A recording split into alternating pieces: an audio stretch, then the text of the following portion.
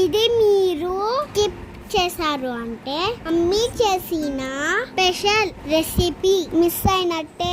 ఈరోజు మా ఇంట్లో ఏం స్పెషల్ వంట జరుగుతుందో తెలుసా? మమ్మీ నువ్వు చెప్పే. మన పాతకాలం పద్ధతిలో నాటుకోడి పులుసు. మమ్మీ నేను చెప్తాను వాగే. ఇక్కడ చూసారా చిన్న చిన్న ఎగ్స్ ఎలా ఉన్నాయో? ఈ కర్రీలో ఈ ఎగ్స్ అంటే నాకు చాలా ఇష్టం. మమ్మీ నాటుకోడి తింటే ఏం బలం వస్తుంది చెప్పే.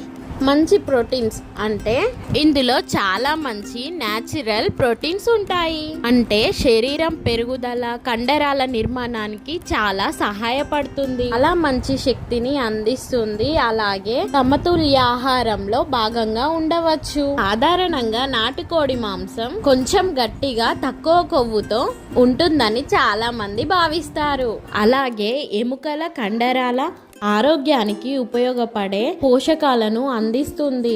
చాలా మందికి నాటుకోడి ఒక ప్రత్యేకమైన రుచిని అందిస్తుంది. మన పాతకాలంలో ఇలాంటి ఆహారమే ఎక్కువ సేకరించేవాళ్ళు. అందువలనే వాళ్ళున్నంత ఆరోగ్యంగా ఇప్పుడున్న జనరేషన్ లేకుండా పోతుంది. దయచేసి మీ పిల్లలకు మీరు న్యాచురల్ ఫుడ్ ఇవ్వడానికే ట్రై చేయండి. అలాగే వాళ్ళని సెన్సిటివ్గా మార్చకుండా వాళ్ళ పనులు వాళ్ళు చేసుకునేలా తయారు చేయండి.